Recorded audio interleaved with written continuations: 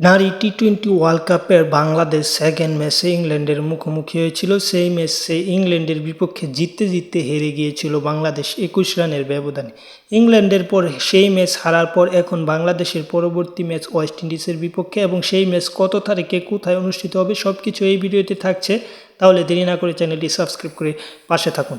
বাংলাদেশ এবং ওয়েস্ট ইন্ডিজের মধ্যকার নারী টি-টোয়েন্টি ওয়ার্ল্ড কাপের এই ম্যাচটি হবে কত তারিখে তা এখন বলবো। সেই ম্যাচটি হবে 10ই অক্টোবর। ম্যাচটির স্টেডিয়াম থাকবো 10ই অক্টোবর। বাংলাদেশ এবং নারী উইমেন্স ক্রিকেট দলের ম্যাচটির স্টেডিয়াম হিসেবে থাকবে শারজাহ ক্রিকেট স্টেডিয়াম, এবং এই শারজাহ ক্রিকেট স্টেডিয়ামে বাংলাদেশ এবং ওয়েস্ট ইন্ডিজের মধ্যকার নারী এই টি-টোয়েন্টি ওয়ার্ল্ড কাপের ম্যাচটি অনুষ্ঠিত হবে রাত 8টায়।